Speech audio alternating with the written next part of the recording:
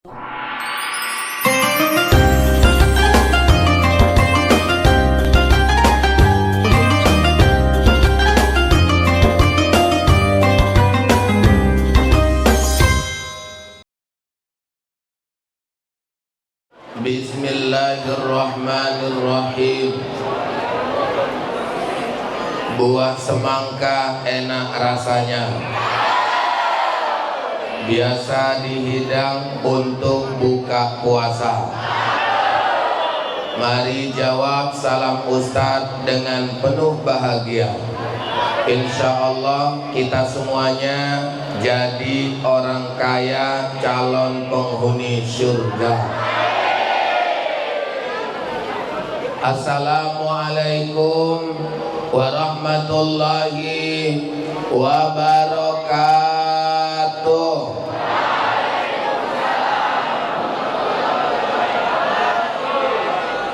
Insya Allah kita semuanya jadi orang kaya, calon penghuni surga.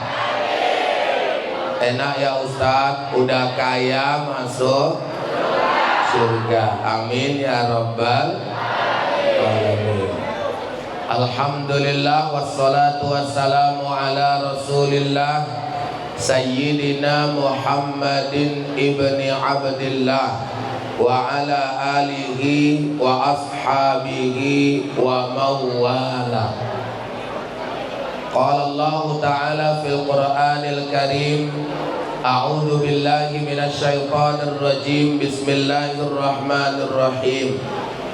Laqad kana lakum fi Rasulillahi uswatun hasanah. Wa qala Rasulullah sallallahu alaihi wasallam fi kitabihil hadis, innama bu'istu li utammima makarimal akhlaq. Sadaqallahul azim wa sadaqa rasuluhun nabiyyul karim wa nahnu ala dzalika minasyahidin wasyakirin walhamdulillahi rabbil alamin. Berulang kita memuji Allah karena Allah yang layak untuk dipuji. Segala pujian hanya bagi Allah. Salawat dan salam kepada Rasulullah Nabi besar Muhammad sallallahu alaihi wasallam. Hari ini kita peringati maulid beliau sebagai wujud rasa cinta kita kepada beliau, dengan harapan sholawat yang selalu kita lantunkan mendatangkan syafaat di hari kemudian. Amin ya rabbal alamin. Yang kita hormati pembina Yayasan Hajah Rahmah Nasution, Bapak Haji Mahyuzan Nasution. Kemudian yang kita hormati Ibu Ketua Yayasan Hajah Rahmah Nasution. Kemudian yang kita hormati Bapak Sekretaris Edukatif Perguruan Al-Azhar. Kemudian yang kita hormati seluruh pengurus Yayasan Hajah Rahmah Nasution. Kemudian yang kita hormati Ketua LPIA Perguruan dan Universitas Al-Azhar. Kemudian yang kita hormati Rektor Universitas Al-Azhar atau yang mewakili. Kemudian yang kita hormati Bapak Ibu Kepala Sekolah yang berada di lingkup perguruan Al-Azhar. Kemudian Bapak Ibu Dewan Guru yang hadir pada hari ini, siswa-siswi hari ini khusus SMA Unggulan dan SMA Plus Perguruan Al-Azhar Medan. Insya Allah anak-anak Ustadz kedepannya menjadi anak-anak yang sukses dunia dan akhirat. Alhamdulillah, hari ini kita bertemu di hari ke-18 Rabiul Awal tahun 1447 Hijriah. Anak-anak Ustadz, kalau sudah dengar Rabiul Awal, ingatan kita langsung tertuju pada Maulid Nabi. Kenapa Pak Ustadz? Karena memang kita sudah diajari dari kecil bahwa Nabi itu dalam catatan sejarah lahirnya bulan Rabiul Awal. Kalau yang lengkapnya gimana Ustadz? Nabi lahir di hari Senin, tanggal 12 bulan Rabiul Awal tahun. Nah, ini ada yang bilang tahun gajah, tapi kalau Masehinya 571 Masehi. Kalau Ustadz tahun gajah ini kalau sama anak-anak Ustadz masih mau. Tapi kalau sama mama-mama bilang tahun gajah, Ustadz sudah trauma. Karena pernah Ustadz bilang waktu pengajian mama-mama, ibu-ibu, ya lahir Nabi itu tanggal 12 bulan Rabiul Awal tahun gajah. Mama-mama langsung bilang saya, Ustadz kalau bilang gajah jangan nengok aku lah. Rupanya pas sekali yang Ustadz tengok badannya ya akhirnya Ustadz nggak berani lagi sama mama-mama. Taubat Ustadz, udahlah nggak usah lagi lah. Kan kadang-kadang kita ini sensitif ya kan, padahal nggak ada niat. Nanti begitu dibilang cewek ini ada yang cantik, ada yang jelek. Begitu jelek pas nengok muka dia, nengok aku. Ya ada. Ya ini kalau yang sensitif kayak gini ini bahaya kita. Ya. Jadi Pak Ustadz, Nabi itu lahirnya di bulan Rabiul Awal. Iya. Kalau Nabi lahir di bulan Rabiul Awal, kita mau ngapain? Kita mau memperingati maulidnya Nabi. Kita sama orang yang kita cintai aja kalau ulang tahun kita peringati, betul? Iya. Sama mama kita, sama ayah kita, sama ke adik atau abang kita peringati? Iya. Kenapa? Karena kita sayang, makanya diperingati. Bahkan ada yang bilang, yuk kita buat yuk skenario untuk ulang tahun. Siapa kawan kita, ini kita. Kenapa? Karena kita cinta dengan dia. Boleh rupanya Pak Ustadz memperingati ulang tahun? Boleh. Merayakan ulang tahun boleh Pak Ustadz? Boleh. Cuman caranya aja yang harus ditata dengan baik. Adik-adik, jangan lagi kita ulang tahun pakai acara tiup lilin. Nggak ada lagi tuh. Jangan lagi nanti misalnya kita udah sering dengar ceramah, ulang tahun masih pakai tiup lilin. Kenapa rupanya tiup lilin Pak Ustadz? Dalam kajian ya Islam, tiup lilin itu masuk dalam kategori tasyabbuh. Tasyabbuh itu artinya menyerupai. Hadisnya, man tasyabbaha biqaumin fahuwa minhum.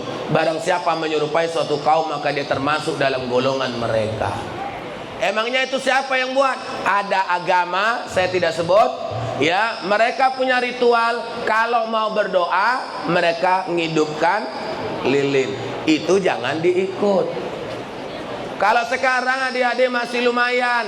Kalaupun pakai lilin, lilinnya cuma 2. Kenapa kok 2 Pak Ustadz? Karena lilinnya sudah berbentuk angka. Angka umur kita itu paling banyak 2. Jarang itu yang umurnya sampai 3 angka. Cepet gitu jarang. Belum nyampe cepet udah cengap-cengap nih meninggal.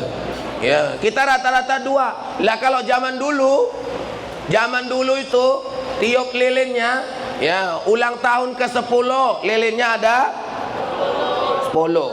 Ya, ulang tahun ke-20 lilinnya ada 20. Ulang tahun ke-30 lilinnya ada 30. Rupanya neneknya yang ulang tahun ke-70 lilinnya ada 70. Cucunya dihidupkan semua lilin yang 70 itu, baru kemudian bilang sama neneknya, "Nek, tiup nek, tiup."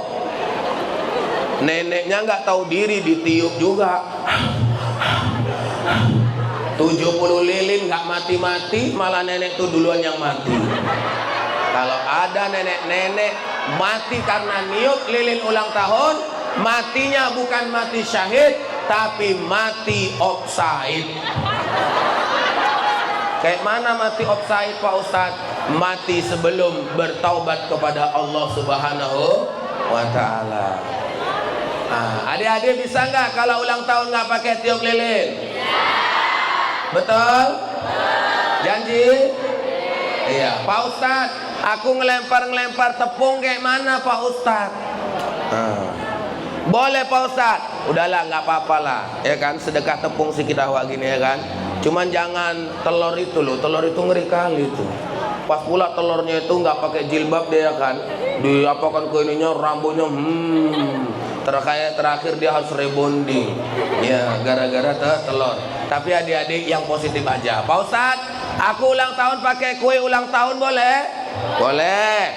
Pak Ustadz, aku ulang tahun ngundang kawan-kawan boleh? Boleh. Pak Ustadz, aku ulang tahun ngundang anak yatim bagus? Bagus. Tapi ada yang paling bagus, ngundang kawan-kawan, ngundang anak yatim, habis itu ngundang itu paling bagus tuh, ya. Pokoknya kalau belum ngundang Ustadz, belum paling bagus.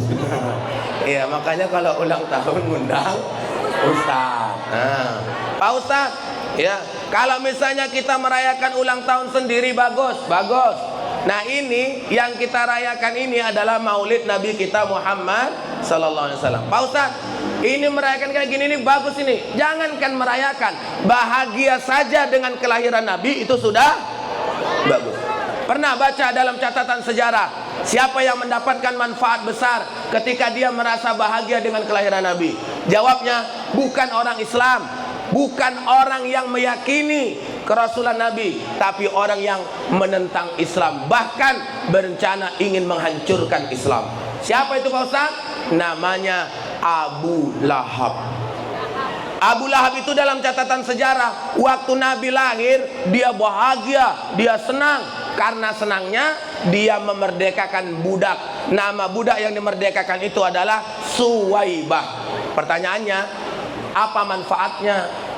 Ternyata adik-adik, Abu Lahab yang non muslim, kafir, yang menentang Islam, bahkan ingin menghancurkan Islam, bahkan juga ingin membunuh Nabi. Tapi kemudian gara-gara dia bahagia dengan kelahiran Nabi, dia merdekakan budak bernama Suwaibah. Akhirnya dalam hadis disebutkan Abu Lahab diringankan siksa kuburnya.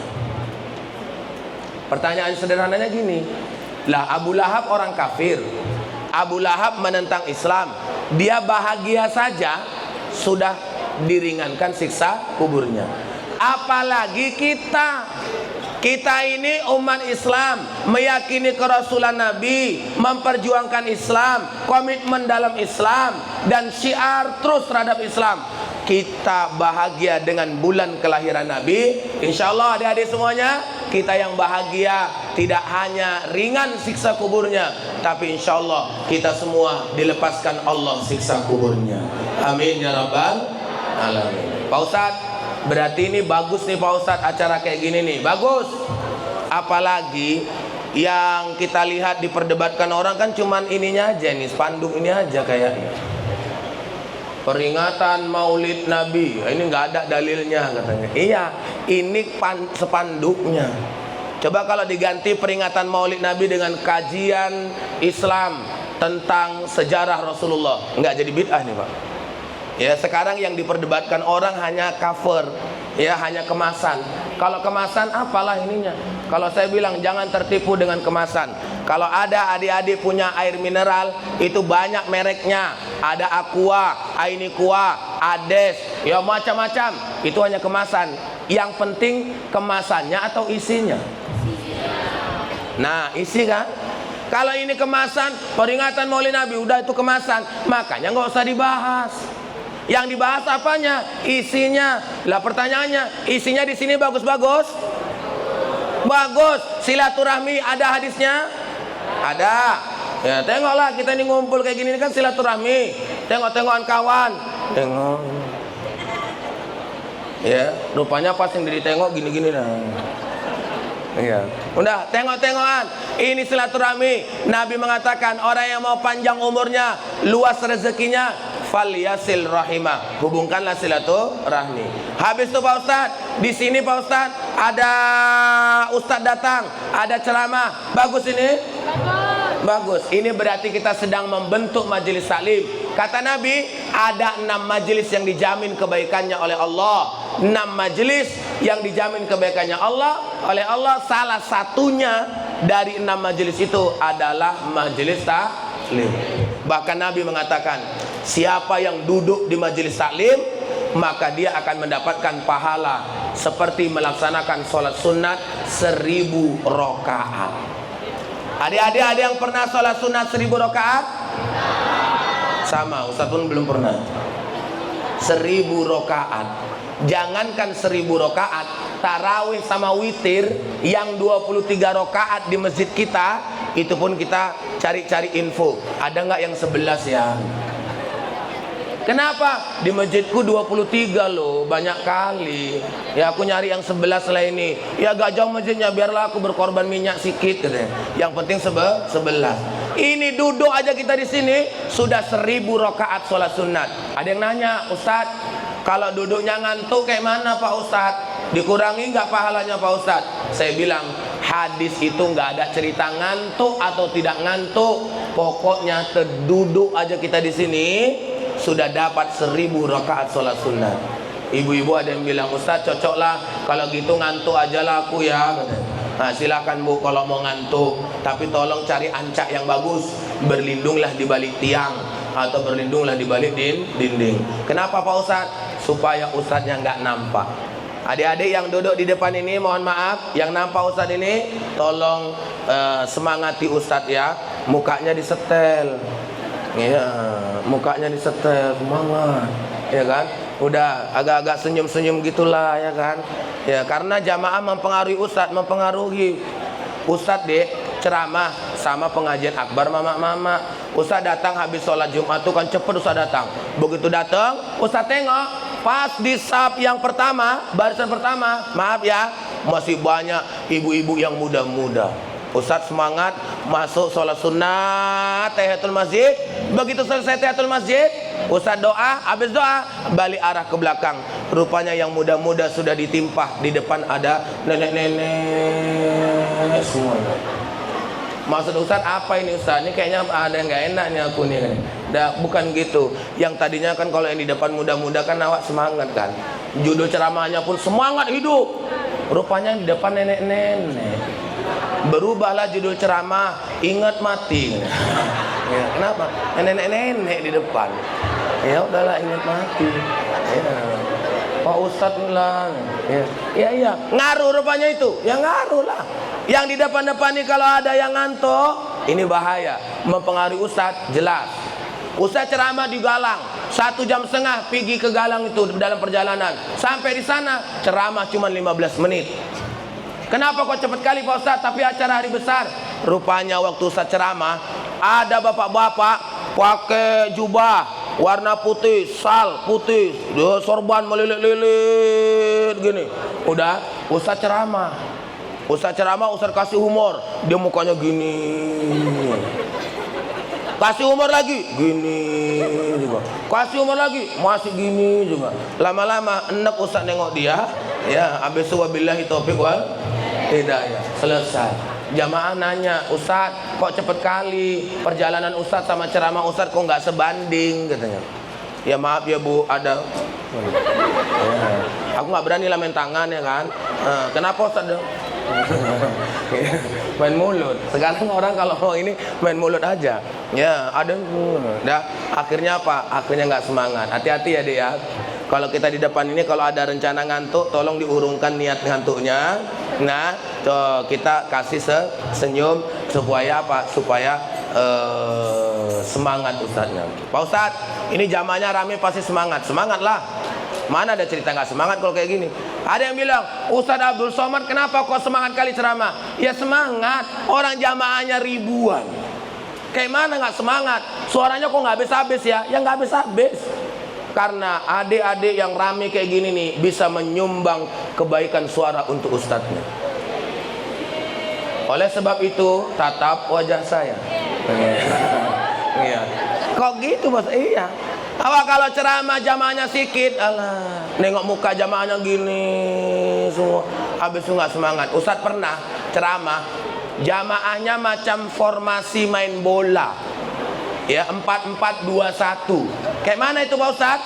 4-4-2-1. Ustaz ceramah, 4 sebelah kanan, 4 sebelah kiri, ya, 2 ibu-ibu di belakang, habis itu 1 ustaz penjaga gawang. Pas lah itu.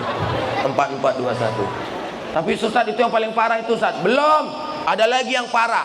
Ya, ustaz ceramah subuh di Jalan Binjai, Medan Binjai. Maaf ya kalau ada yang rumahnya dekat situ, tapi nggak usah detailkan ya nama masjidnya ya, nggak usah. Nanti dicek pula payah aku. Ya, udah. Kenapa rumahnya Pak Ustaz? Datang subuh sebelum azan, masuk ke masjid. Alhamdulillah, yang ada di masjid itu baru 1 orang. Mau dalam hatiku, jadi nggak ceramah ini? Kok cuma 1 nih yang datang nih? Oh, belum azan. Nanti kalau azan berkumandang pasti rame. Azan, begitu azan, alhamdulillah nambah 3 orang. Berarti berapa? 4. Oh, masih 4 ya. Oh, belum qomat ini, belum qomat. Pasti banyak yang masbuk ini. Rupanya qomat. Begitu qomat, adik-adik, alhamdulillah Ustadz habis qomat disuruh ke depan. Ustadz ceklah jumlahnya di belakang. Alhamdulillah nambah lagi 3 orang. Berarti berapa? 7 orang. Nah, Ustaz sholat, mimpin sholat, dalam hati berprasangka baik. Oh, mungkin masih banyak lagi yang masbuk, karena ini kan mau pengajian. Sholat selesai, assalamualaikum warahmatullah. Tengok kanan sambil ngitung. Assalamualaikum warahmatullah. Tengok kiri sambil ngitung. Rupanya alhamdulillah tetap 7 orang. Saya makin ragu ini kayaknya nggak jadi pengajiannya ini. Cuman 7. Ustaz lanjut dengan doa. Doa selesai. Wa sallallahu wasallam alaihi walhamdulillahi rabbil alamin. Balik ke belakang, arah belakang. Alhamdulillah tinggal 3 orang. Saya tanya sama ketua BKM-nya, Pak Ketua kayak mana? Jadinya ini pengajiannya. Jadilah Ustaz, mana jamaahnya? Ya kami lah Ustaz. Pengurus BKM-nya mana? Saya bilang, ya kami 3 lah Pak Ustaz. Saya ketua, Bapak ini sekretaris, Bapak ini bendahara kan? Lengkap KSB, ketua, sekretaris, bendahara. Jadi kayak mana lanjutnya kita ini? Lanjutlah Ustaz. Maaf ya Pak, karena bendahara hadir, aku pun yakin melanjutkannya.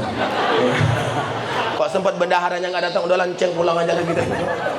Ya, kok bisa gitu Pak Ustaz? Iya, begitulah ceramah ini. Makanya kalau jamaah mempengaruhi Ustaz, jelas. Ya, tapi kalau misalnya jamaah banyak atau sedikit, itu juga mempengaruhi Ustaz. Makanya adik-adik, gini ya, ini Maulid Nabi, ini sebagai wujud rasa cinta kita kepada Nabi. Yang kedua, dalam acara ini ada nyanyi-nyanyi. Wah. Tadi vokalis kita luar biasa ya. Ada yang 3 orang, ada yang 2 orang. Ya, kita macam nonton konser tadi ya kan. Luar biasa, alhamdulillah. Cuman kesempatannya aja, cuman satu lagu ya kan. Padahal kalau nengok dari wajah-wajah mereka pengennya 5 lagu loh. Ya, cuman satu lagu. Nanti nyanyi lagi kan? Ya, habis nyanyi lagi kan. Ini yang pakai sorban nanti nyanyi lagi nih kan. Iya. Ini yang pakai sorban ini calon ustadz lo kayak mana? Ya, tampil ya, alhamdulillah, keren. Pak Ustadz, kok malah Pak Ustadz nggak pakai sorban? Saya ini orangnya memang kayak gini, ya, nggak bisa disetel-setel. Saya pakai jubah berkaca-kaca, aku nggak kayak orang Arab, ya kan? Kalau pakai jubah kayak orang Arab, aku mau pakai jubah. Enggak, sama kayak mama-mama deh. Umroh lah ya kan, umroh. Dia di Indonesia nggak pernah pakai cadar. Sampai di Madinah langsung pakai cadar. Ustaz nggak ada sentimen sama cadar. Bahkan Ustaz senang kalau ada yang pakai cadar, nggak apa-apa. Cuman masalahnya ibu di Indonesia nggak pernah pakai cadar. Kenapa di Madinah pakai cadar? Apa kata ibu itu? Ustaz, biar kayak cewek Arab. Oh alah bu, cewek Arab itu tandanya bukan hanya cadar. Ibu pakai cadar kayak manapun, orang tetap tahu bahwa ibu orang Indonesia. Kok gitu Pak Ustaz? Ya iyalah bu, ibu pakai cadar, cewek Arab pakai cadar lain. Ya, orang tahu ibu orang Indonesia. Dari mana? Dari hidungnya. Orang Arab tuh pakai cadar, cadarnya kokoh karena hidungnya mancung. Orang Indonesia pakai cadar, capek naikkan cadar turun lagi, naikkan cadar turun lagi, naikkan cadar turun lagi. Udah, Ya. Habis itu tangannya capek, main hidung lah gini-gini. Udah. Tapi kalau dia dari Indonesia memang bercadar, alhamdulillah keren. Nggak apa-apa. Ya, cuman saya memang mau pakai jubah. Kadang-kadang Pak, jujur aja, saya tes pakai jubah gitu kok kayaknya kurang pas gitu ya. Udah, pakai sal. Ustaz dulu waktu pertama-tama kali ceramah pakai sal loh. Oh, sal Ustaz di sini, sap. Ini. Jadi sedikit gini sana, gini lagi sana. Terakhir lebih banyak memperbaiki sal daripada ini. Jadi mengganggu konsentrasi. Akhirnya udahlah, aku kayak gini aja lah. Cuma resikonya ada Pak. Pernah saya ceramah, udah datang saya. Ya jamaah bilang, mananya ustaznya kok nggak datang-datang? Aku diem. Kenapa? Karena orang nggak tahu bahwa saya ustaz. Memang itu resikonya ada. Setiap sesuatu pasti punya resiko. Tapi udahlah, nggak ada masalah. Nah, adik-adik, ini nggak tahu saya entah abang, entah kawan, entah adean ya yang sudah tadi menyumbangkan lagu itu kan memberikan spirit sama kita. Nah, di sini ada lagu-lagu yang mengingatkan kita tentang Rasul. Paling tidak salah satu wujud rasa cinta kita kepada Rasul tidak hanya peringatannya aja, tapi juga ada solawatannya. Kita solawatan yuk bentar ya, boleh? Yuk sama-sama ya. Salatullah salamullah ala Taha Rasulillah. Salatullah salamullah ala Yasin Habibillah.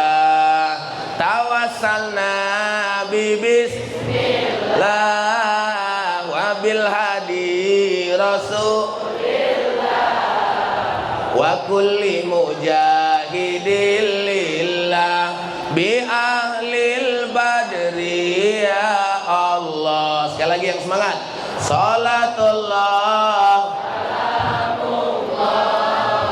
ala Taha Rasulillah. Salatullah ala Yasin Habibillah. Tawassalna bismillah wa bil hadi Rasulillah wa kulli mujahidin lillah bi ahlil badri ya Allah. Insyaallah kita semuanya mendapatkan syafaat dari Rasulullah. Amin ya rabbal alamin. Pak Ustaz, ini sholawatan ini waktu kita acara kayak gini aja? Enggak. Waktu ada pengajian aja? Enggak. Waktu di masjid aja? Enggak. Waktu di musola juga Pak Ustaz? Enggak, situ aja. Di mana aja silakan sholawat. Ini kadang-kadang kita nganggap sholawat itu pas waktu di masjid, waktu di musola, waktu pengajian. Di mana aja silakan. Bahkan sekarang adik-adik, sholawat itu udah banyak pilihannya kan? Syairnya banyak, lagunya banyak, kemudian musiknya juga banyak. Silakan dipilih. Sudah kayak swalayan itu sholawat itu. Ya, swalayan sholawat. Tinggal pilih.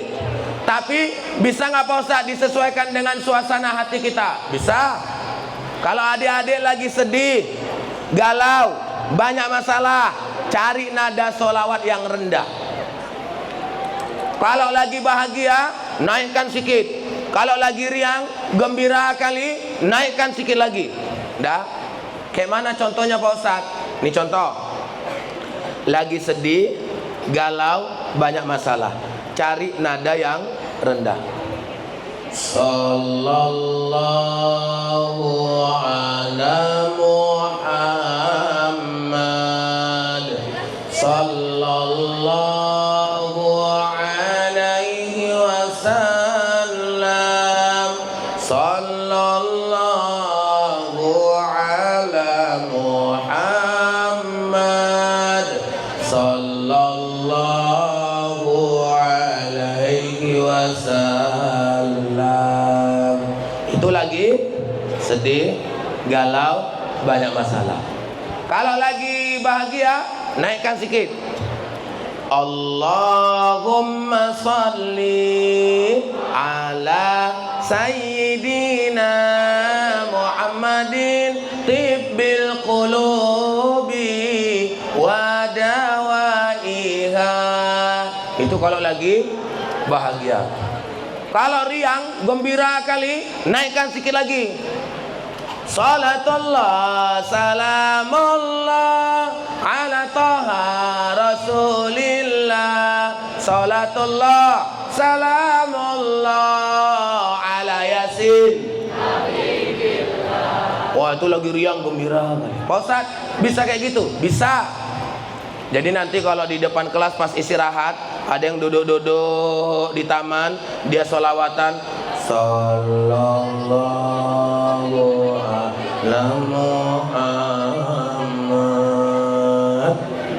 Itu jangan ditegur, itu lupa bawa uang jajan itu dia.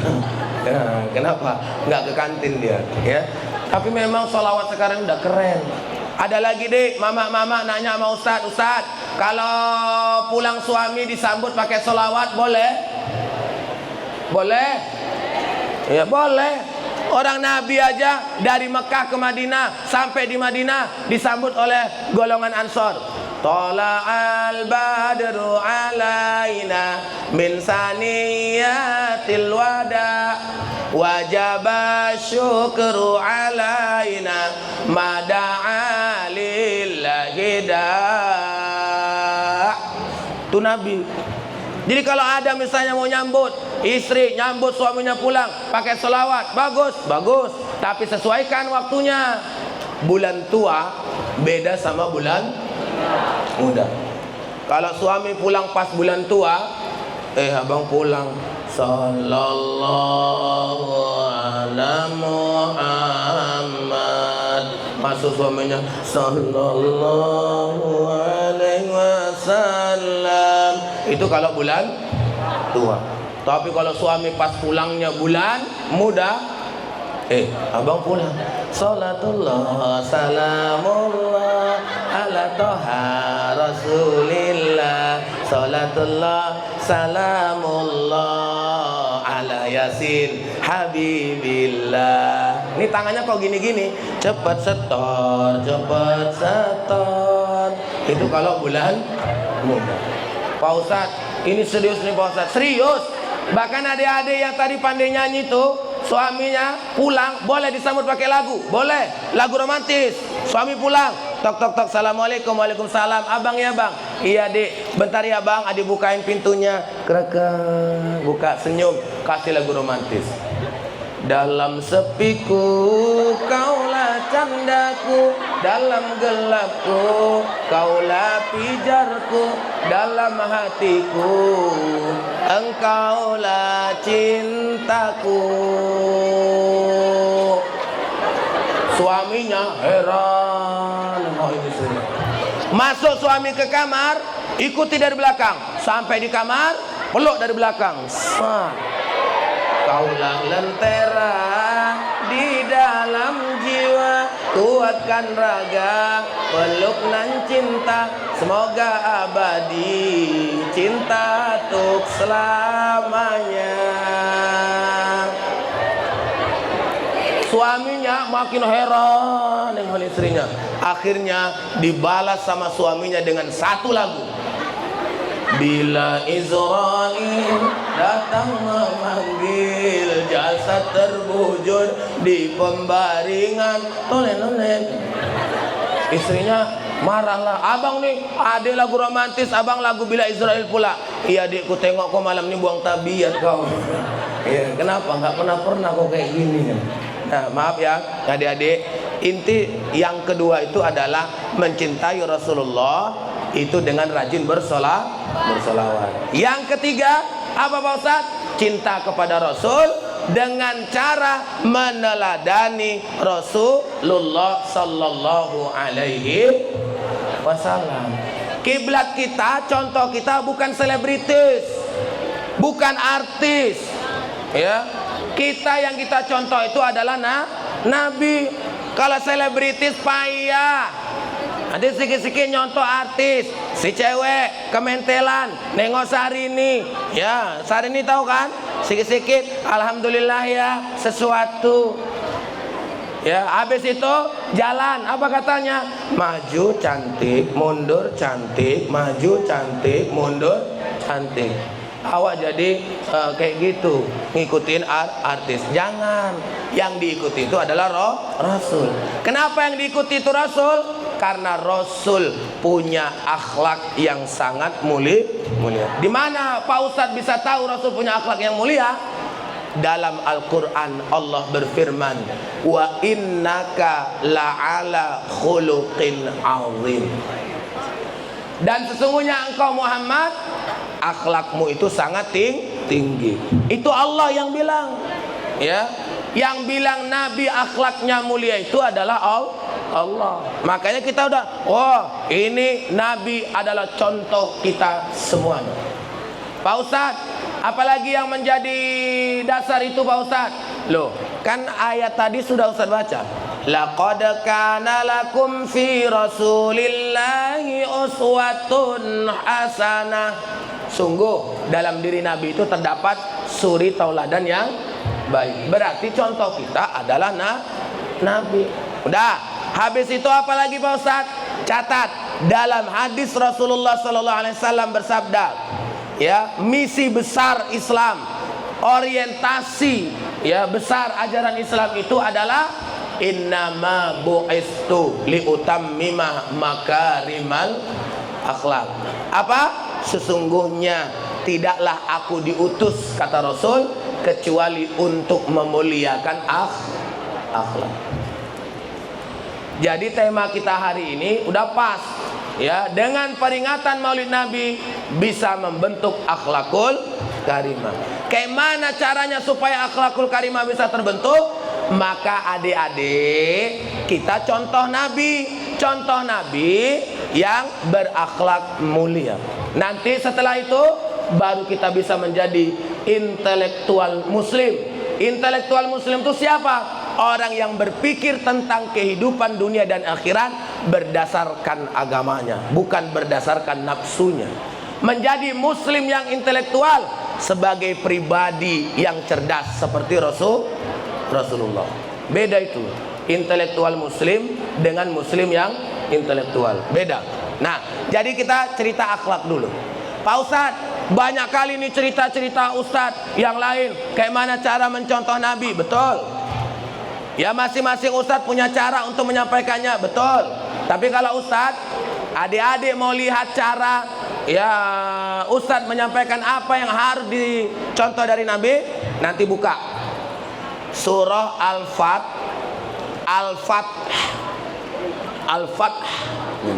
ya, surah Al-Fath ayat 29. Ya, ayat itu berbunyi, Bismillahirrahmanirrahim.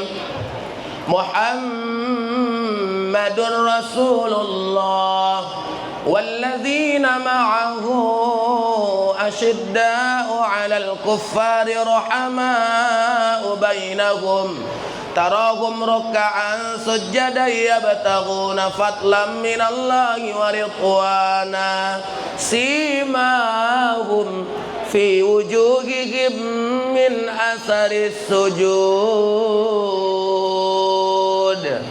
Dah, ini ayat ini menjelaskan Nabi Muhammad utusan Allah, walladzina ma'ah, dan orang-orang yang mengikutinya. Ya, yang diikuti dari Nabi itu pertama, asyidda alal kufar, bersikap keras terhadap bentuk kekafiran. Yang kedua, ruhama ubainahum, berkasih sayang dengan sesama manusia. Yang ketiga, tarahum ruk'an sujjadan yabtaghuna fadlan minallahi wa ridwana, rukuk dan sujud untuk mengharapkan karunia dan keridhaan Allah. Yang keempat, simahum fi wujuhihim min asari sujud, di wajahnya ada bekas tempat sujud. Dah, adik-adik, empat. Kita coba satu-satu kita jelaskan perlahan, ya, pelan-pelan. Satu, asyidda alal kufar, bersikap keras terhadap bentuk kekafiran. Ingat ya, adik, Tidak pernah Al-Quran menyuruh kita bersikap keras terhadap orang kafir, kecuali orang kafir menyerang kita, ingin berperang dengan kita, mau membunuh kita, itu baru kita keras. Tapi kalau dalam kondisi normal, tidak pernah Islam mengajarkan kita disuruh keras terhadap orang kafir. Tapi yang disuruh keras itu terhadap bentuk kekafiran. Berarti yang dikerasin apanya? Bukan orangnya, tapi perbuatannya. Apa perbuatan yang mengandung kekafiran itu Pak Ustaz? Buka dalam tafsir Al-Misbah, Ma huwal kufar, dalam level tertinggi. Profesor Dr. Muhammad Quraisy Shihab dalam tafsir Al-Misbah mengatakan bahwa kufar level tertinggi adalah asyirku billah, menyekutukan Allah. Jangan ada yang menyekutukan Allah. Ingat-ingatkan orang tua kita, kalau anak lagi sakit jangan datangi Mbah Dukun. Mbah Dukun ini jurusannya cuma satu, keteguran, ya, kesambet, gitu-gitu aja itu. Nanti anak sakit, kayak mana nih Mbah, anakku udah 3 hari demam, kok nggak sembuh-sembuh? Oh bentar, ku tengok dulu. Oh ini anakmu ini keteguran. Keteguran siapa Mbah? Oh ini keteguran neneknya. Jarang itu dibilang keteguran kakeknya, selalu aja neneknya. Maka ibu hati-hati yang bakal jadi nenek, jadi target Mbah Dukun. Iya, asik neneknya aja. Rupanya ada jamaah ustad datang, dia kan katanya keteguran neneknya. Dia bilang lah, lomba kenapa? Neneknya masih hidup lomba. Kata, loh berarti kakeknya lah. Kakeknya main dam batu di warung kopi tuh Mbah. Rupanya Mbah Dukunnya asal-asalan, tebak-tebakan. Tapi kalaupun Mbah Dukunnya betul deh, pasti diarahkan kita kepada perbuatan yang mengandung kemusyrikan. Apa itu? Contoh, besok kau jarah ya ke kuburan neneknya. Habis itu Pak Ustadz, apa Mbah? Habis itu kau bilang sama neneknya, jangan ganggu-ganggu cucunya. Besoknya kita pergi ke kuburan, jarah, bagus, baca Yasin, takdim, tahlil, doa. Habis doa, pegang batu nisan si nenek. Habis itu cakaplah kita sama nenek di kuburan. Oh nek, ini cucumu lagi sakit nek. Kata Simbah, nenek yang negurin. Nek, jangan ganggu-ganggu cucumu ya nek. Dek, nenek itu kalau bisa jawab, pasti dijawabnya. Oh alah nak aku aja di sini stres. Kenapa kok gitu? Orang yang sudah meninggal di alam kubur, dia berhadapan dengan malaikat mungkar nakir, dia aman aja sama malaikat mungkar nakir, sudah alhamdulillah. Konon lagi mau ganggu cucunya, nggak ada waktu lah ya. Jadi Pak Ustadz itu siapa Pak Ustadz? Bisa jadi betul keteguran tapi bukan neneknya, tapi diganggu setan. Karena setan juga dikasih Allah kuasa untuk, maaf ya, misalnya nyenggol badan kita sakit. Ya, nanti di apanya ini kita jadinya pegel-pegel. Ada. Bahkan maaf, yang di film Netflix itu kadang-kadang ada betulnya karena diwujudkan. Tapi sebenarnya nggak tahu kita bentuknya kayak mana. Yang di pundaknya lah dia gendong kita. Itu bisa betul, bisa. Itu setan. Bukan nenek yang tadi. Nenek tuh di alam kubur aja udah oyong. Ya, mikirin malaikat mungkar nakir, konon lagi dia mau ganggu cucunya. Dah, sama itu kayak ada yang bilang, hati-hati itu mati gantung diri gentayangan. Mana ada orang mati gantung diri gentayangan? Kalau ada orang mati gantung diri gentayangan dan itu betul dalam Islam, kalau betul dalam Islam, enak kali lah orang yang mati gantung diri itu. Coba bandingkan sama yang mati biasa. Mati biasa, dimandikan, dikafani, disolatkan, dikuburkan, pulang keluarganya, siapa yang datang? Malaikat mungkar nakir, nanya man rabbuka, man nabiyuka, ma imamuka, ma kiblatuka. Nggak bisa jawab, siksa. Habis kau kena siksa. Giliran yang mati gantung diri, dimandikan, dikafani, disolatkan, dikuburkan, pulang keluarganya, dia pun gentayangan. Datang malaikat mungkar nakir, lu mana nih kok nggak ada orangnya? Nanti akan ada cerita baru, malaikat mungkar nakir kejar-kejaran sama orang yang mati gentayangan. Apa nggak nambah kerjaan malaikat mungkar nakir? Nggak betul itu Pak Ustadz, nggak betul. Kita jangan ada lagi yang kayak gitu. Syirik ya. Adik-adik, ini sampai sekarang nih susuk masih ada. Orang yang mau kelihatan cantik pakai susuk. Nggak usah. Ya, nggak usah kita nih Pak Ustadz. Tapi aku udah lama nih Pak Ustadz, belum ada yang mau sama aku misalnya. Udah slow aja. Pakai susuk nggak pakai susuk, kalau memang jodoh datang, insya Allah datang. ini pakai susu. Terus faktanya kayak mana rupanya? Ya tengok faktanya. Dalam kehidupan kita, mana yang cepat duluan laku? Yang cantik apa yang jelek? Yang mana yang dapat duluan laku? Yang cepat laku sebenarnya bukan yang cantik, tapi yang jelek. Kenapa kok gitu Pak Ustaz? Karena yang cantik bertingkah, yang jelek pasrah.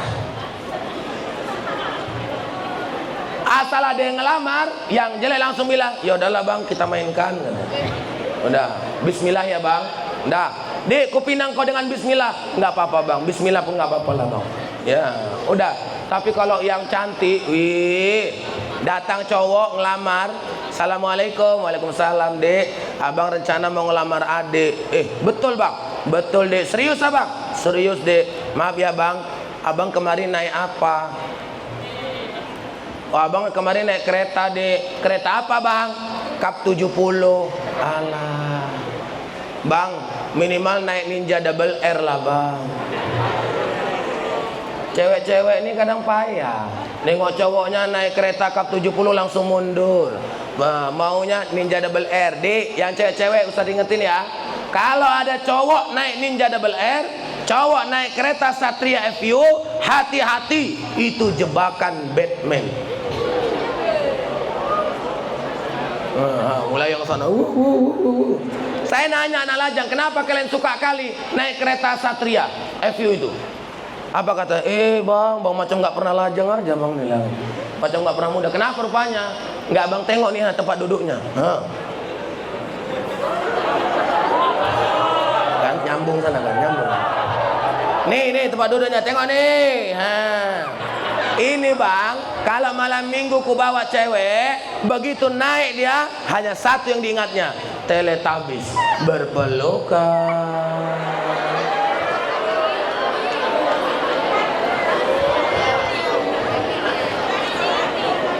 Maka yang cewek-cewek ini hati-hati. Kalau ada cowok naik itu jebakan. Jadi yang aman cowoknya naik apa Pak Ustadz? Yang aman cowoknya naik kereta Vespa. Insya Allah nggak jadi jalan-jalan karena kepayahan ngengkol keretanya. Taulah Vespa. Vespa kalau mau diengkol, ya kan? Itu miring dulu. 3 kali miringnya, miring lagi, kerondong, wah hidup keringatan ya, miring lagi, diengkol lagi, kerondong, wah hidup juga. Rupanya dicek minyaknya habis. Ya, habis itu dia beli minyak dulu lah dia. Walah bang belum jalan-jalannya udah susah aku katanya. Udah belilah minyak sampai selesai, masukkan minyaknya, mereng lagi 3 kali. Habis itu apa? Habis itu dek diengkol, kurang, naik. Apa kata cowoknya? Bau kali keringan abang. Udah lah bang di rumah aja lah bang. Nggak jadi jalan-jalan. Bagus tuh Pak Ustadz. Ingat ya dek, Ustadz hanya ingin kasih tahu, pacaran dalam Islam itu tidak ada. Ya, nggak ada. Yang ada kayak mana Pak Ustadz? Yang ada adalah ta'arufan. Dah, udah mulai nih. Ya, aduh gawat lagi tuh. Ya, enggak. Kalau kita bicara tentang itu, maka ingat, ya, ingat yang cantik sama yang jelek sama aja. Ya, kalau udah jodoh pasti nggak kemana. Dah, artinya apa? Jangan lagi pakai susu. Yang cantik alhamdulillah. Yang biasa-biasa aja wajahnya juga alhamdulillah. Yang penting yang cantik. Ya, itu harus meyakini bahwasanya kecantikan ini dari Allah. Ya udah, nikmatin aja. Dah. Jadi yang syirik-syirik jangan ada lagi. Ya, mau jadi orang kaya, mau cepet kaya, ya harus berbuat yang tak baik, berbuat syirik. Jangan. Karena ini bahagian dari sesuatu yang dilarang oleh Nabi. Nabi dulu datang diutus oleh Allah untuk menghapuskan berhala-berhala. Ya supaya apa? Nggak ada lagi yang syirik, menyekutukan Allah, nggak ada lagi. Nah sekarang kita mau contoh Nabi, iya, maka hilangkan kemusyrikan. Dah. Yang kedua, ruhama ubainahum, berkasih sayang dengan sesama manusia. Manusia yang mana Pak Ustadz? Yang Islam aja? Enggak, semua. Karena Allah pernah berfirman, wa ma arsalnaka illa rahmatan lil alamin. Dan tidaklah kami utus engkau kecuali untuk menjadi rahmat bagi sekalian alam. Dalam tafsir Al-Qurtubi, alam itu adalah semua yang tersentuh oleh indera kita, itulah alam. Berarti kita harus berkasih sayang kepada semua manusia. Ya, Pak Ustadz, kalau Nabi kayak mana contohnya? Lah Nabi diakui lah. Orang kafir aja ngakui Nabi, orang non muslim aja ngakui Nabi, apalagi orang Islam. Udah jelas. Karena apa? Karena Nabi itu kasih sayangnya luar biasa. Ya, kalau sama umat di luar Islam jelas, sama umat Islam jelas. Banyak contohnya, banyak. Ya. Kemudian kalau sama keluarganya jelas. Adik-adik, siapa nama istri Nabi yang paling masyhur? Khadijah. Yang kedua siapa? Aisyah. Ini yang paling masyhur kan? Nabi sayang betul sama istrinya. Salah satu contohnya Aisyah. Sayyidati Aisyah manggilnya aja nggak pernah ya Aisyah, tapi dipanggil apa? Ya Humairah. Tanda Nabi sayang sama istrinya, panggilannya ya Humairah. Ini kadang bapak-bapak ada yang manggil istrinya pakai panggilan nama. Nama istrinya Rapeah, dipanggil PA. Ya, terakhir istrinya melunjak. Apa cok? Nah, nggak enak dengarnya. Jadi Pak Ustadz kayak mana? Ya jangan pula lah langsung manggilnya Humairah. Jangan, sesuaikan juga lah. Ini ada bapak-bapak habis ceramah langsung tok tok tok, assalamualaikum, waalaikumsalam, buka pintu kerokok, ya Humairah. Ya bingung istrinya, lo bang siapa Humairah bang? Ya kau lah dik, tapi nama aku Rapeah bang. Kok abang panggil Humairah? Iya dik, tadi Ustaz ceramah, kata Ustaz Nabi manggil istrinya Humairah, makanya abang panggil adik Humairah. Oh gitu bang? Iya bang. Abang tahu nggak bang arti Humairah itu apa bang? Nah itulah dik, abang lupa dik, apa tadi ya? Nggak abang catat tadi.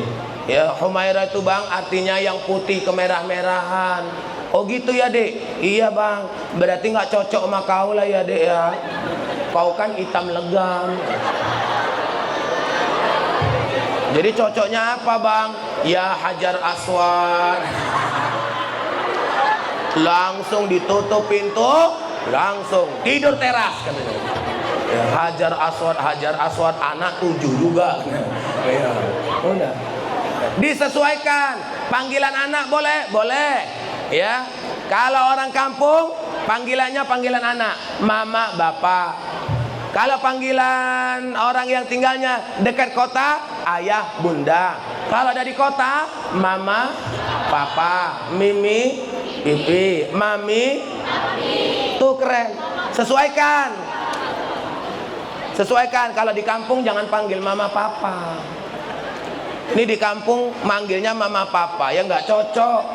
Ustadz, ya terserah orang tuh lah Pak Ustadz. Memang terserah, tapi kalau dipanggil mama papa kalau di kampung kurang cocok. Cobalah tes. Suaminya mau pergi kerja, dibilang sama istrinya, Pak, Papa mau kemana Pak?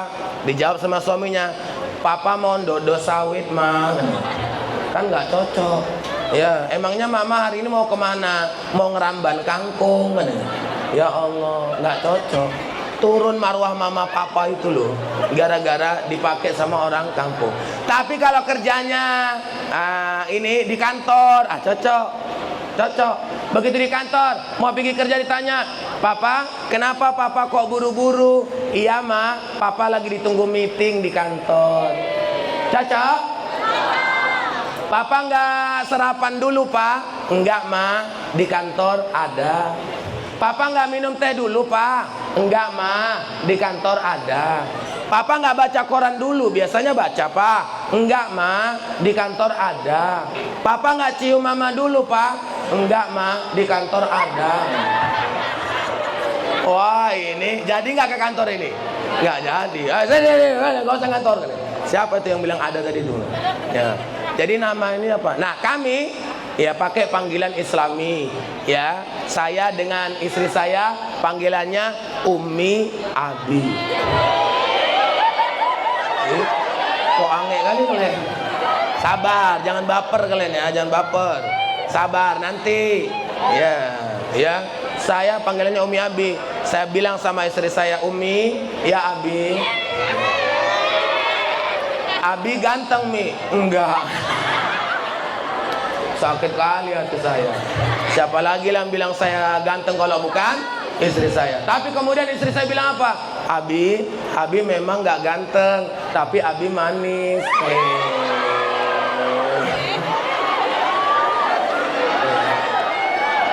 Adik-adik yang cewek, jujur ya, jujur. Jangan ada dusta di antara kita. Mana lebih bagus? Ganteng apa manis? Nah, dengar kalian, dengar. Yang cowok jangan sok ganteng.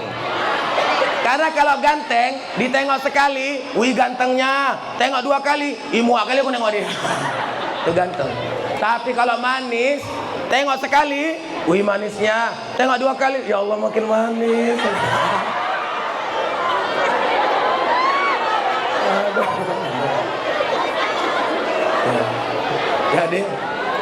Adik-adik, ya. Emang gitu. Udah, panggilannya pilih. Umi Abi, boleh. Ada lagi, Umi Buya. Ada?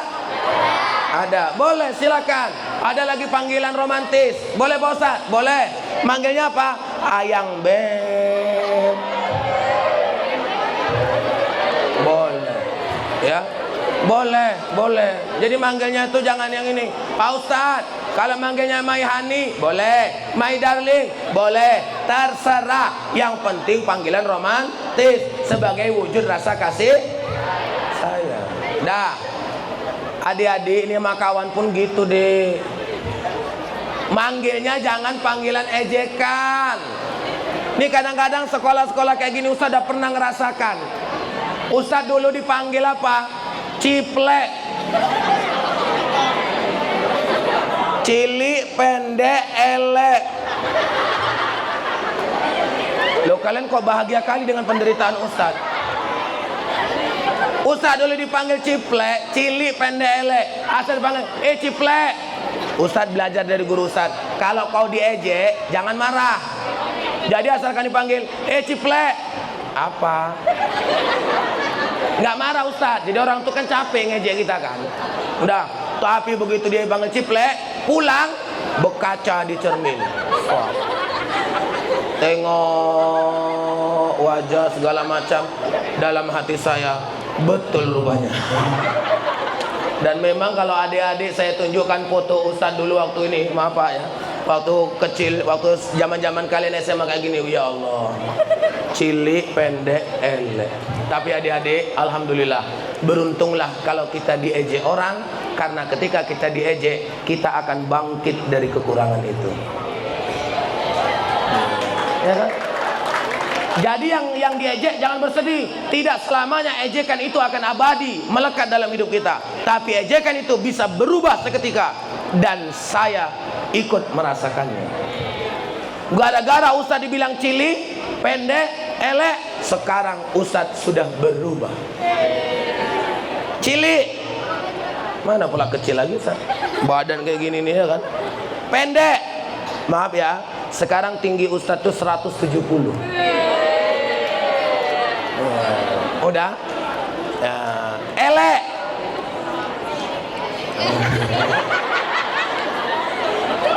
jawab kenapa dia? Iya elek. Iya elek inilah mungkin udah bawaan lahir kayaknya. Ya ini nggak bisa berubah. Udahlah kalau itu udah bawaan lahir nggak usah dirubah. Tapi orang bangkit dari apa? Dari ejekan. Jangan bangga mengejek orang. Aku senang kali hati aku bisa ngejek dia. Ada kawan yang badannya besar, langsung dipanggil, serbu, sinilah. Apa itu serbu? Serba bulat. Nanti ada yang kurus tinggi langsing, panggilannya siapa? Kutilang. Ada yang kulitnya agak hitam, black. Dek, jangan ada yang kayak gitu ya. Jangan ada. Ya. Semua ini ciptaan Allah. Kalau kita ejek, berarti kita mengejek ciptaan Allah. Jangan suka mengejek gitu. Tapi ya, bagi yang memang nasibnya kayak saya, asih diejek aja, nggak apa-apa. Karena kita bisa berubah dari ejekan itu. Ustadz dulu ke Medan, di kampung diejek sama orang kampung. Tuh tengok si Puji, udah miskin, sok-sokan kuliah di Medan. Sakit hati kita kan. Memang betul miskin memang. Ya, cuman jangan diejek, apa ya kan? Disemangatin gitu, ya. Akhirnya Ustaz tetap semangat. Mama bilang, "Nak, nanti kau di Medan tinggal di mana? Kuliahmu kayak mana? Nanti nak makan kau kayak mana?" Udah mak, yang penting mama doakan Puji. Ayah juga doakan Puji waktu sholat, jangan lupa ya. Iyalah nak, itu udah pasti. Tapi kau tinggal di mana? Akhirnya Ustaz di Medan, tinggal di masjid. 6 tahun Ustaz tinggal di masjid. 6 tahun pertama, 6 hari pertama, kerjaan Ustaz nangis saja. Cengeng Ustaz nih ya. Bukan cengeng, sedih. Biasa nggak pernah pisah sama orang tua. Ini pisah, sedih. Kemudian kenapa 6 hari itu nangis saja? Karena 6 hari itu nggak makan-makan. Makanya dulu waktu Ustadz tinggal di masjid, ada satu doa yang nggak pernah Ustadz tinggalkan. Apa doa itu? Setiap habis sholat Ustadz doa, "Ya Allah, mudah-mudahan ada yang kenduri malam ini, ya Allah." Kenapa kalau ada yang kenduri? Kalau ada yang kenduri pasti penjaga masjid diundang. Begitu diundang, dapatlah nasi berkat. Dulu masih jadi jamaah biasa, nasi berkatnya 1 bungkus. Udah jadi tukang doa, nasi berkatnya 2 bungkus. Sekarang udah jadi ustadz, disuruh doa lagi. Berarti berapa bungkus? 3. Saya nggak bisa jawab karena belum nampak di depan mata. Ya.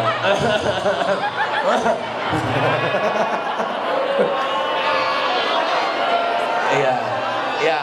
Ini namanya ceramah loh, ceramah, ya kan? Ya, kalau ada alhamdulillah. Cuman masalahnya Pak satu aja, Pak Sekretaris. Saya kalau pulang ke rumah ini, kalau jumpa sama anak ini nanya loh, Abi dari mana? Ya, kita kan jawab, Abi dari ceramah nak. Anak saya nanya, Abi bawa bontot. Tolong jawaban ini nggak bisa saya jawab, panitia yang bisa jawab. Iya, ya. Kalau nggak dapat bontot, ya, udah. Tapi itu juga lah ya, kan namanya anak-anak ya kan deh. Ya udah. Kalau dapat bontot, alhamdulillah. Sekedar info Pak, anak kami 5. Udah itu aja. Ini info aja loh, info. Ya, info aja. Panitia udah mulai lain. Woi kayak mana nih? Woi kayak mana nih? Woi kayak mana nih? Woi. Ya, Dek. Dapat nasi berkat 1 bungkus. Ustadz buka, ada sayur-sayuran yang kalau nggak dimakan pada waktu itu juga bakal basi. Ustadz habisin. Tapi kalau ada ayam goreng, ayam semur, ayam sambal, Ustadz potong-potong jadi 3 untuk 3 hari kemudian. Ada yang bilang, Pak Ustadz basi lah Pak Ustadz. Waktu itu saya belum mengenal kata basi. Ya, enak aja kurasa. Makanya setelah sekarang seperti ini, Ustadz ingat lagunya Si Tegar. Aku yang dulu bukanlah yang sekarang. Dulu ku dihina, sekarang ku disayang. Dulu ku menderita, sekarang aku bahagia. Alhamdulillah. Dulu waktu Ustadz ke kampus, kuliah, naik sepeda, Ustadz masuk ke kampus, ya, cewek-cewek cantik itu banyak ngelak-ngelak semua dari Ustadz. Ustadz dekati, dia menjauh. Ustadz dekati lagi, menjauh lagi.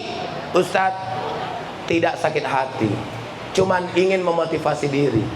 Apa yang Ustadz katakan dalam hati? Ingat ya, hari ini kalian menjauhi aku, suatu saat kalian akan menyesal karena sudah menjauhi aku. Allah tolong saya Bu. Allah tolong saya kayak mana? S1 saya dapat beasiswa dari Telkom dan Indosat. S2 saya dapat beasiswa dari Kementerian Agama. S3 saya dapat beasiswa dari Kemenristek Dikti. Begitu saya S3, saya menikah dengan istri saya yang menerima saya apa adanya. Bukan karena ada apanya, Kemudian begitu saya nikah, saya undang cewek-cewek yang dulu ngelak-ngelak sama aku itu. Alhamdulillah datang orang itu malam. Kami di pelaminan, ya orang tuh nengokin kami nengokin juga. Ustaz tengok wajah mereka, wajah-wajah yang penuh dengan kesedihan.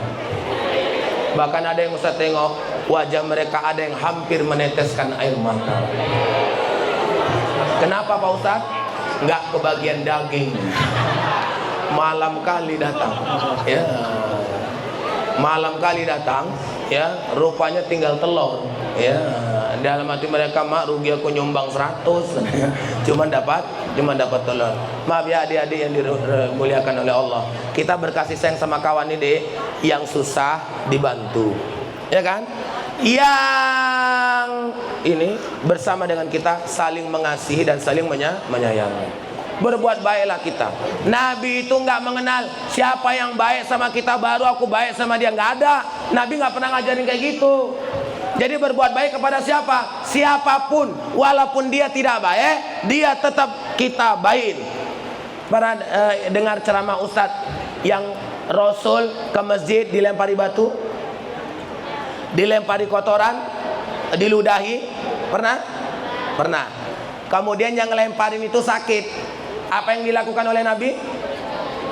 Nabi malah menjenguk, membawa bingkisan, kemudian mendoakan kepada Allah, ya Allah sembuhkan penyakit saudaraku ini. Gara-gara kelembutan sikap dan perbuatan Nabi, maka yang biasa melempari, meludahi itu akhirnya masuk Islam. Begitulah Islam mengajarkan. Jadi kasih sayang ini jangan hanya, oh aku kalau kau baik, aku baik sama kau. Tapi kalau kau nggak baik sama aku nggak akan mau aku berbuat baik sama kau. Itu namanya prinsip balas budi. Kalau nggak baik, prinsip balas dendam. Nggak boleh, nggak boleh. Ketiga, tarohum ruka'an sujadan, ruku dan sujud. Adik-adik, mau contoh yang baik itu Nabi.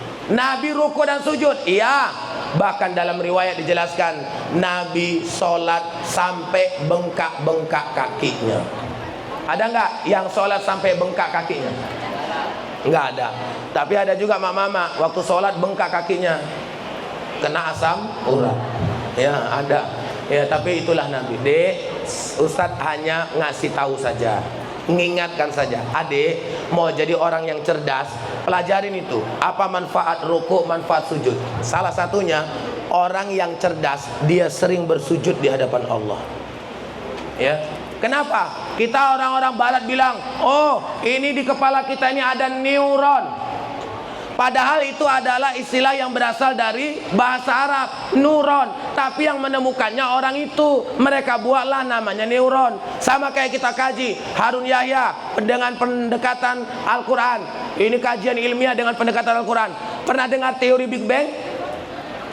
Teori penciptaan alam semesta, dentuman besar. Ternyata itu sudah ditulis oleh Allah sejak jauh-jauh hari sebelum itu ditemukan. Itu ada di dalam Quran surah Al-Anbiya ayat 30. Udah jelas Pak Ustaz, udah. Tapi orang itu yang mempelajarin, orang itu membuat teori, dibuatlah istilah baru namanya Big Bang. Nah ini neuron. Sebenarnya di Al-Quran itu namanya neuron. Neuron itu artinya apa? Cahaya. Ingat deh, di kepala kita ini ada cahaya. Cahaya ini akan hidup kalau arusnya masuk, ibarat listrik. Kalau arusnya masuk, maka lampu akan hidup. Di kepala kita ini ada cahaya, ibaratnya lampu. Ini hanya akan hidup kalau arusnya masuk. Pertanyaannya, gimana arusnya biar masuk? Maka sering bersujud. Kalau kita sujud di hadapan Allah, maka darah akan mengalir ke kepala kita. Saraf-saraf di otak kita ini akan hidup semuanya. Makanya ada yang tanya, Ustaz, aku kok payah kali menghafal, aku kok payah kali memahami, aku kok payah kali belajar Pak Ustaz. Coba ruku, sujudnya itu sudah betul atau belum? Atau bahkan rajinkah sujud?